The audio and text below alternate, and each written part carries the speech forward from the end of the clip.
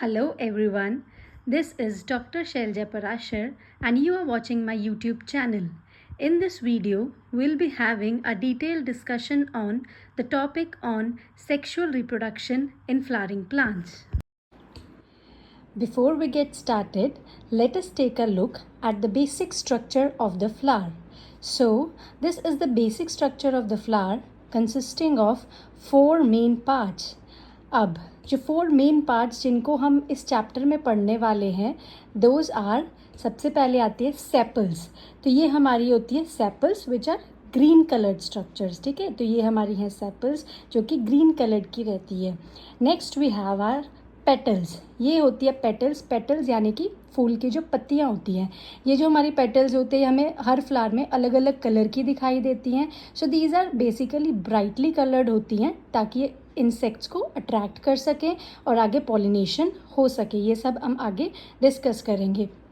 Meanwhile हमें बस इतना पता होना चाहिए कि ये हमारी सेपल्स हैं और ये हमारे हैं पेटल्स.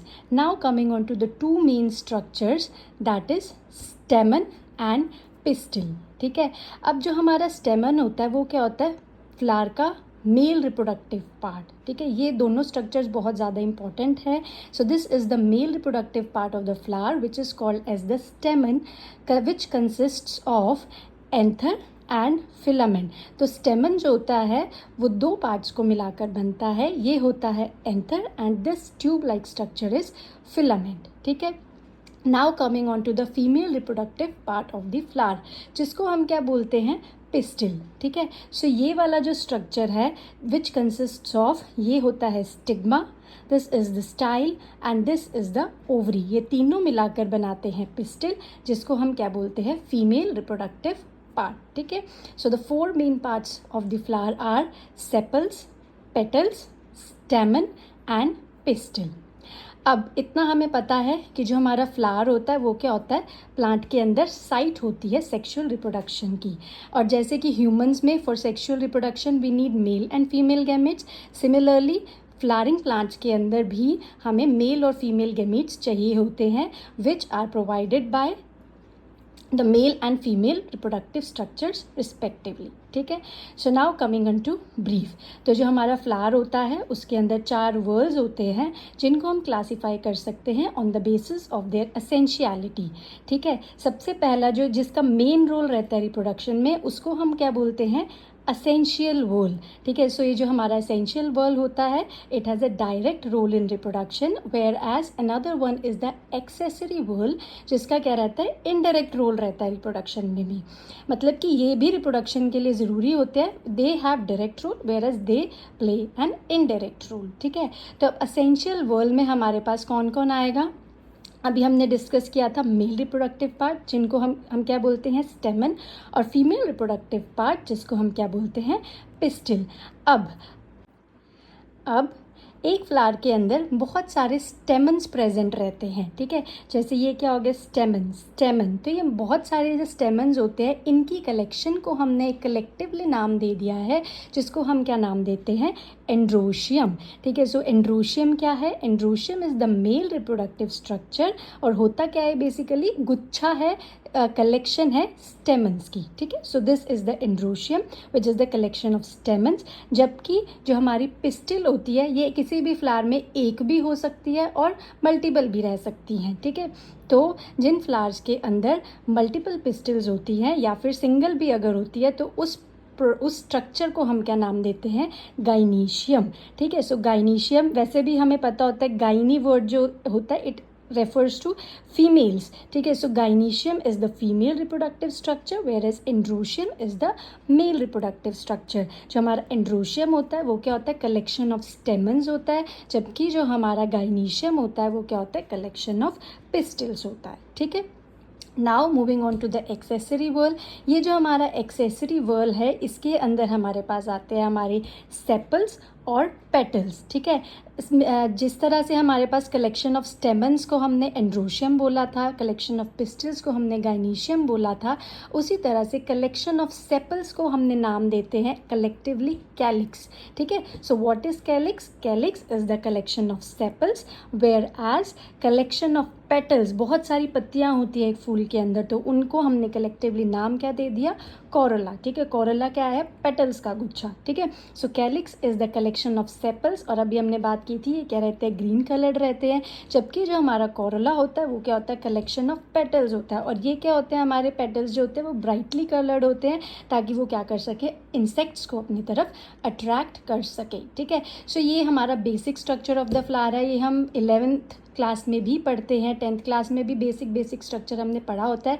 फिर भी फॉर बेसिक इन्फॉर्मेशन, इससे पहले हम डिटेल में जाएं, I have tried to discuss the basic structure of the flower, जिसमें हमने मेनली पढ़े हैं हमारे असेंशियल और एक्सेसरी वर्ड्स के बारे में, जिसमें हमें मेनली पता होने चाहिए कि हम किस चीज़ की कलेक्शन को क्या बोलते हैं। तो जो है हमारा जो चैप्टर है sexual reproduction in flowering plants, इसको हम 3 हिस्सों में पढ़ने वाले हैं। सबसे पहले आएगा प्री फर्टिलाइजेशन चेंजेस, जिसके अंदर हम हमारे स्टेमन, पिस्टिल और पॉलिनेशन को डिस्कस करेंगे, ठीक है। इनसे रिलेटेड जितने भी इवेंट्स होते हैं उनको डिस्कस करेंगे।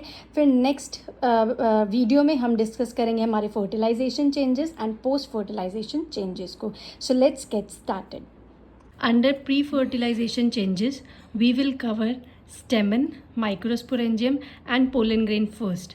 तो चलिए सबसे पहले हम स्टेमन को स्ट्रक्चर को स्टडी करते हैं। अब जो हमारा बेसिक स्ट्रक्चर होता है स्टेमन का, उसमें 2 पार्ट्स होते हैं, एक होता है एंथर और एक होता है फिलामेंट। अब जो हमारी फिलामेंट होती है ये बेसिकली क्या होती है? ट्यूब लाइक स्ट्रक्चर होता है। तो फिलामेंट के बारे में हमें 3 चीज़ें पता होनी चाहिए, that is it is slender, elongated यानी कि लंबी होती है, and length can be variable. अब एनसीईआरटी के अंदर एक लाइन लिखी हुई है कि dash is attach to thalamus और पेटल ऑफ फ्लावर, जो कॉम्पिटिटिव एग्जाम्स में आती है। तो हमें पता होनी चाहिए कि फिलामेंट की प्रॉक्सिमल एंड जो होती है it is attach to the thalamus और petal of flower. Now moving on to anther. अब ये हमारा जो एंथर होता है, अगर इसके बेसिक डायग्राम को हम देखते हैं तो इससे हमें पता चलता है कि इसके पास 2 लोब्स होते हैं, hence we can say that it is bilobed. अब अगर हम क्या करते हैं एंथर के 3D कट सेक्शन को देखें तो उसमें पता चलता है, अब ये हमारा रहा एंथर के पास 2 लोब्स है, this is lobe 1, this is lobe 2, और हर लोब के अंदर एक एक थीका प्रेजेंट रहता है, यानी कि एक एक चैम्बर प्रेजेंट रहता है। So we can say that it is dithecous, और दोनों थीका को सेपरेट करता है एक लॉन्गिट्यूडनल ग्रूव। तो हमें एंथर में क्या बोल सकते हैं कि anther is bilobed, dithecous and a longitudinal groove separates the theca. अब अगर हम करते हैं ये यंग एंथर है, अगर हम इसको ऐसे कट कर दें and we see the transverse section of young anther, तो कुछ ऐसा डायग्राम हमें देखने को मिलेगा, जिसके अंदर हमें पता चलता है कि एंथर जो होता है वो क्या रहता है? टेट्रागोनल स्ट्रक्चर रहता है उसका। टेट्रागोनल मतलब कि इसकी क्या ट्रांसफर सेक्शन में हमें दिखेगा कि ये इसकी क्या होती है? 4 साइड्स होती है, हेंस इट इज़ टेट्रागोनल। और हर साइड पे, हर कॉर्नर पे हमें एक सर्कुलर स्ट्रक्चर देखने को मिलता है, जिसको हम क्या बोलते हैं? माइक्रोस्पोरेंजियम है। इसीलिए हम बोलते हैं कि ये क्या होता है? यंग एंथर जो होता है वो टेट्रा माइक्रोस्पोरेंजिएट होता है, यानी कि 4 microsporangia are present at the corners. अब यही जो माइक्रोस्पोरेंजिया है ये फ्यूचर में क्या बनाएंगे? पोलन सैक्स। ओके, अब हम यंग एंथर की 4 लेयर्स को स्टडी करने वाले हैं, यानी कि ये जो हमारा माइक्रोस्पोरेंजियम जो अंदर है ये सराउंडेड रहते हैं 4 लेयर्स से। सबसे जो बाहर वाली लेयर होती है उसको हम बोलते हैं एपिडर्मिस, उसके जो अंदर होती है second layer that is endothecium. फिर जो हमारी 3rd लेयर होती है उसको हम बोलते हैं मिडल लेयर्स, और जो 4th लेयर होती है उसको हम बोलते हैं टेपटम। अब जो माइक्रोस्पोरेंजिया है इसके अंदर हमारे पास प्रेजेंट रहती है ये स्पोरोजेनस टिश्यू। स्पोरोजेनस टिश्यू क्या होती है? ये एक होमोजेनस सेल्स का बंडल होता है, ठीक है, which is surrounded by tapetum. तो हम बोल सकते हैं sporonous tissue is surrounded by dash, sporonous tissue is surrounded by tapetum. Now let us study the basic structure of microsporangium. इसके ऊपर शॉर्ट नोट भी आ सकता है, तो हमें पता होना चाहिए कि माइक्रोस्पोरेंजियम के फीचर्स. माइक्रोस्पोरेंजियम जो थे वो क्या थे, हमारे 4 कॉर्नर्स पे प्रेजेंट थे यंग एंथर का. ये कैसे दिखते हैं, ये इस तरह के दिखता है. So we can say it is a circular structure. अभी हमने देखा था कि वो 4 वॉल्स से सराउंडेड थे. सबसे पहली लेयर जी थी epidermis, endothecium, middle layer and टेप्टम. अब ये जो बाहर की जो 3 लेयर्स होती हैं, ये होती है एपिडर्मिस, एंडोथीशियम और मिडल लेयर. इनके फंक्शंस क्या होंगे, अब जो चीज़ बाहर है उसका फंक्शन क्या हो गया, प्रोटेक्शन. और ये हेल्प करती है डेहिसेंस, यानी कि जब हमारा एंथर फटता है तो ये पोलन ग्रेन्स को बाहर आने में मदद करती हैं. ठीक है, तो इसके 2 फंक्शंस हो गए, protection and dehiscence of anther.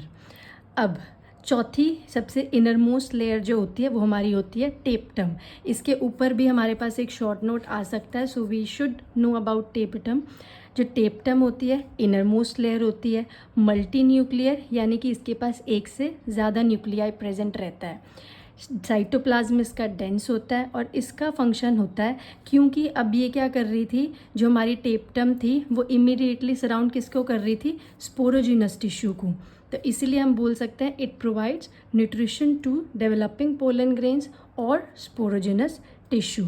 अब स्पोरोजिनस टिश्यू के ऊपर शॉर्ट नोट आ सकता है कि वो क्या होता है, तो हमें पता होना चाहिए स्पोरोजिनस टिश्यू जो होता है it is present in the young anther and it is a group of cells. ठीक है, जो कि प्रेजेंट रहता है माइक्रोस्पोरेंजिया के सेंटर में, और बाद में आगे जाके वो क्या बनने वाला है, पोलन मदर सेल और माइक्रोस्पोर मदर सेल. ये हाँ आगे आएगा. सो हम आगे इसको पढ़ेंगे डिटेल के अंदर. अब now coming on to the difference between young anther and mature anther. जो यंग एंथर होता है, कोई भी चीज़ जैसे अगर पत्ता होता है, वी सी लीफ, जब वो यंग होती है तो वो ग्रीन कलर की होती है, और जब वो मेच्योर हो जाती है तो वो किस कलर की हो जाती है, brown. So same is with the anther. Young anther जो होगा वो ग्रीन कलर का होता है, मेच्योर एंथर जो हो जाएगा वो ब्राउन का हो जाएगा. ठीक है, यंग एंथर के पास अभी हमने देखा था 4 लेयर्स थी, एपिडर्मिस, एंडोथीशियम, मिडल लेयर और टेप्टम. और जब एंथर मेच्योर हो जाएगा सिर्फ बाहर की 2 लेयर्स प्रेजेंट रहेंगी प्रोटेक्शन के लिए, एपिडर्मिस और एंडोथीशियम. तीसरा हमने देखा था एंथर के अंदर 4 माइक्रोस्पोरेंजिया प्रेजेंट थे, तो microsporangia present at the corners. जबकि जब वो मेच्योर हो जाते हैं, मैंने बताया था पहले कि माइक्रोस्पोरेंजिया जब मेच्योर हो जाते हैं तो ये क्या बनाते हैं, पोलन सैक्स. ये ही बाद में क्या बनाएंगे, पोलन सैक्स बनाएंगे. अब और माइक्रोस्पोरेंजिया के अंदर प्रेजेंट क्या रहता है, एक सेल्स का क्लस्टर प्रेजेंट रहता है जिसको हम क्या बोलते हैं, स्पोरोजिनस टिश्यू. इसके अंदर स्पोरोजिनस टिश्यू होती है और ये ही मेच्योर जब हो जाएंगे तो ये बनाते हैं पोलन ग्रेन्स. तो बेसिकली माइक्रोस्पोरेंजिया के अंदर होता है स्पोरोजिनस टिश्यू, और जब ये मेच्योर हो जाएगा तो पोलन सैक्स के अंदर प्रेजेंट रहते हैं pollen grains. Now we are going to study an important process that is microsporogenesis. अब नाम खुद बता रहा है माइक्रोस्पोरोजेनेसिस, यानी कि अगर हम इसको 2 पार्ट्स में डिवाइड कर ले, माइक्रोस्पोर की जेनेसिस, जेनेसिस मतलब फॉर्मेशन. सो बेसिकली माइक्रोस्पोरोजेनेसिस क्या है, it is the process of formation of microspores from a pollen mother cell और microspore mother cell through meiosis. अब इसको पार्ट्स में तोड़ के समझते हैं. सबसे पहली बात तो जो पोलन मदर सेल और माइक्रोस्पोर मदर सेल है वो हम किसको बोलते हैं, it is an another name for sporogenous tissue. अभी जो हमने पीछे पढ़ा था कि हमारे माइक्रोस्पोरेंजियम के अंदर क्या प्रेजेंट रहती है, एक स्पोरोजिनस टिश्यू. अब ये स्पोरोजिनस टिश्यू फ्यूचर में जाके क्या बनाती है, पोलन ग्रेन्स बनाती है. ठीक है, तो ये पोलन ग्रेन्स बना रही है, इसीलिए इसको हम क्या बोलते हैं, पोलन मदर सेल और माइक्रोस्पोर मदर सेल. ठीक है, तो the process of formation of microspores from a pollen mother cell और माइक्रोस्पोर मदर सेल. अब ये जो हमारा पोलन मदर सेल और माइक्रोस्पोर मदर सेल होता है, ये क्या होता है, इसकी प्लॉइडी होती है diploid. Again it is an important question for MCQs. इसकी प्लॉइडी क्या रहती है, डिप्लॉइड, यानी कि डिप्लॉइड होता है. इसके अंदर क्या होगी, मियोसिस होगी, तो हमें 4 माइक्रोस्पोर्स की फॉर्मेशन देखने को मिलती है. ठीक है। सो पोलन मदर सेल और microspore mother cell through meiosis forms a microspore tetrad, यानी कि 4 माइक्रोस्पोर्स की फॉर्मेशन होगी। अब ये जो माइक्रोस्पोर्स बनेंगे इनकी प्लॉइडी क्या रहती है, हैप्लॉइड होते हैं ये, ठीक है। Again in important question, pollen mother cell is diploid whereas the structures that it forms, जो ये बना रही है उनकी प्लॉइडी क्या रहती है, वो हैप्लॉइड होते हैं। अब थोड़े टाइम में क्या होगा, जब ये मैच्योर होंगे तो ये डिसोसिएट करेंगे और पोलन ग्रेन्स की फॉर्मेशन हो जाएगी। पोलन ग्रेन्स जो होते हैं they play a very very important role in reproduction, इसलिए this process is very very important, ठीक है। तो microsporogenesis is the process of formation of microspores from pollen mother cell और microspore mother cell through meiosis, ठीक है। अब जैसे जैसे एंथर मैच्योर होगा माइक्रोस्पोर्स डिसोसिएट करेंगे और पोलन ग्रेन्स की फॉर्मेशन हो जाएगी। Now coming on to pollen grain. अब जो पोलन ग्रेन जो होता है वो क्या होता है, हमारा मेल गेमिटोफाइट होता है, जिसका बहुत ज़्यादा इंपॉर्टेंट रोल होता है मेल रिप्रोडक्टिव स्ट्रक्चर में। ये सर्कुलर इन स्ट्रक्चर होता है, स्फेरिकल रहता है, ठीक है। 25 से 50 माइक्रोमीटर इसका डायमीटर होता है and it is surrounded by 2 layers. एक होती है बाहर वाली लेयर जिसे हम बोलते हैं एक्साइन, एक्स यानी कि एक्सटर्नल, ठीक है। तो ये क्या होगा, एक्सटर्नल लेयर रहते हैं। इंटाइन यानी कि इंटरनल, ठीक है। तो अगेन शॉर्ट नोट आ सकता है, difference between exine and intine, ठीक है। जो एक्साइन होती है, अब वो बाहर जो भी चीज़ बाहर प्रेजेंट होती है उसको क्या होना पड़ेगा, हार्ड होना पड़ेगा, क्योंकि it has to deal with basic atmospheric changes. So exine is a hard outer layer, जबकि जो इंटाइन होती है वो क्या होती है, इनर लेयर होती है। अब एक्साइन जो होती है उसका कॉम्पोजिशन होता है कि वो किसकी बनी होती है, वो बनी होती है स्पोरोपोलिनिन की। जो स्पोरोपोलिनिन होता है वो क्या होता है, it is one of the most resistant organic materials known, ठीक है। जो एक्साइन है वो हार्ड लेयर होती है, बाहर की लेयर होती है स्पोरोपोलिनिन की बनी होती है और डिसकॉन्टिन्यूस होती है, यानी कि ये जो लेयर है ये पूरी कॉन्टिन्यूस नहीं होती है, ऐसे नहीं होती है, थोड़ी थोड़ी डिसकॉन्टिन्यूस ऐसे रहेगी। और जहाँ जहाँ पर ये एब्सेंट रहती है वहाँ वहाँ पर हमारे जर्म पोर्स प्रेजेंट रहते हैं, that I will tell you in अभी आगे, ठीक है। फिर अगर हम इनर वॉल इंटाइन की बात करें तो इंटाइन क्या होती है, हमारी inner wall, this is an internal wall.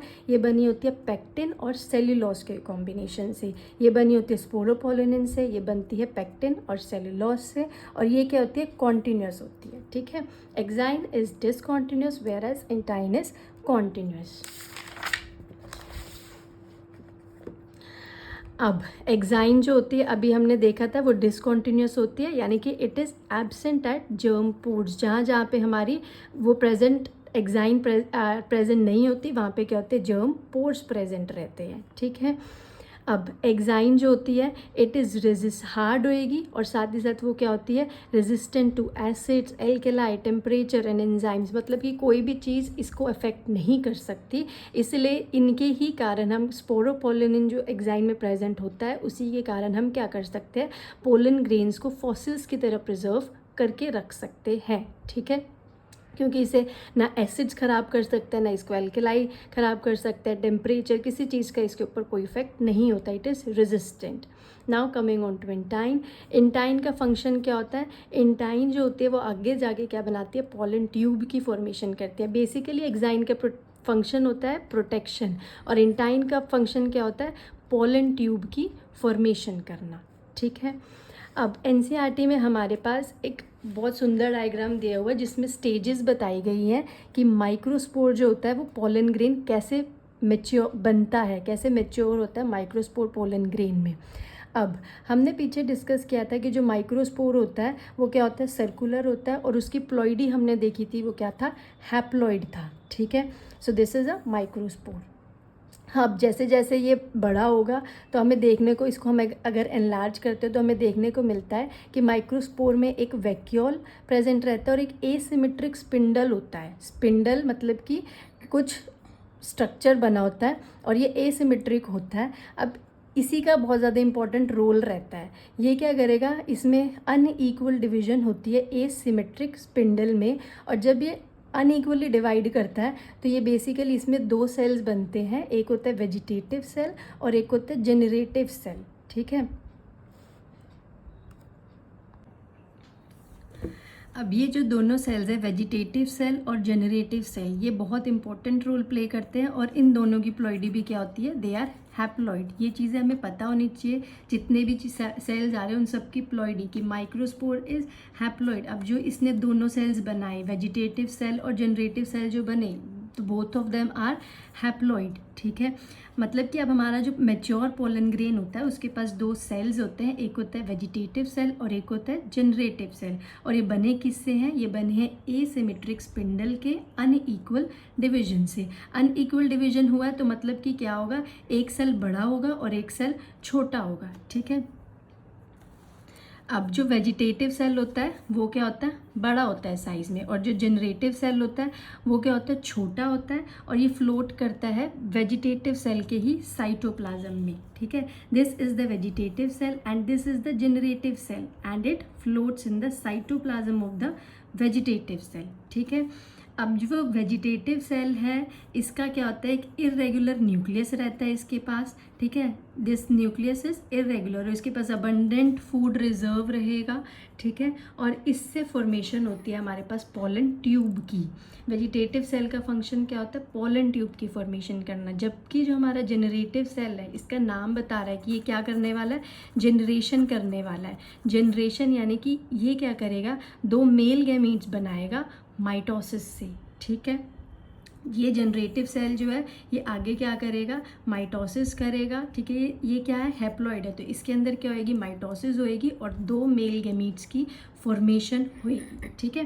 तो ये हमें पता होना चाहिए, जो जनरेटिव सेल है वो छोटा होगा, फ्लोट करेगा साइटोप्लाज्म ऑफ वेजिटेटिव सेल में। अभी हमने देखा है इसकी शेप कैसी है, स्पिंडल शेप्ड है, तो it is spindle shaped, gives to male gametes by mitosis. So this is, ये डायग्राम हमारे पास बनाने को आ जाता है, क्वेश्चन आता है कि stages of microspore maturing into a pollen grain, तो उसमें आपने दिखाना है एक माइक्रोस्पोर जिसकी हम प्लॉइडी बताएंगे, उसमें फिर माइक्रोस्पोर को हम जब वो थोड़ा मैच्योर होगा तो उसके अंदर क्या दिखाना है, एक वैक्यूल दिखाना है, एक एसिमेट्रिक स्पिंडल दिखाना है। एसिमेट्रिक स्पिंडल के अंदर फिर क्या होगी, जब अनइक्वल डिवीजन होगी तो दो सेल्स बनेंगे, वेजिटेटिव सेल और जनरेटिव सेल, और फिर आप क्या कर सकते हैं, इन दोनों के बीच में डिफरेंस शो कर सकते हैं। Hence this is how you can attempt this question.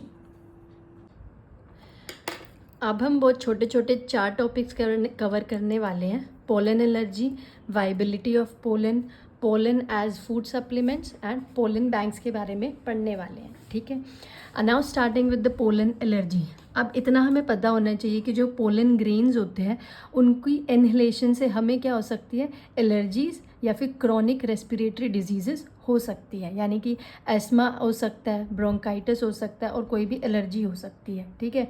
इसका सबसे अच्छा एग्जाम्पल जो एनसीईआरटी बताती है वो ये है कि पार्थेनियम, जिसको हम क्या बोलते हैं, कैरेट ग्रास बोलते हैं, came along with imported wheat, यानी कि जब बाहर से वीट इम्पोर्ट की गई थी तो उसके साथ पार्थेनियम और कैरेट ग्रास आया था जिसने क्या करी थी, पोलन एलर्जी। तो इस एग्जाम्पल को you must include in your answer if it comes in your paper, ठीक है।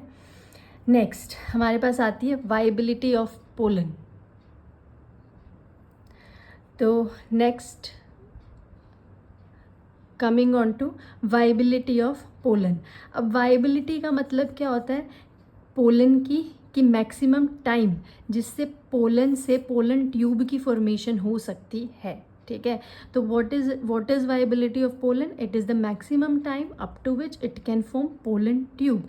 अब ये जो वाइबिलिटी होती है ये हाईली वेरिएबल होती है, यानी कि कुछ जो प्लांट्स होते हैं उनमें वाइबिलिटी ज़्यादा होती है और कुछ की क्या होती है, कम होती है। So it can be variable, ठीक है। डिपेंड करता है वो किस पे, किसी जगह का टेम्परेचर कैसा है, वहाँ पे ह्यूमिडिटी कैसी है, ठीक है।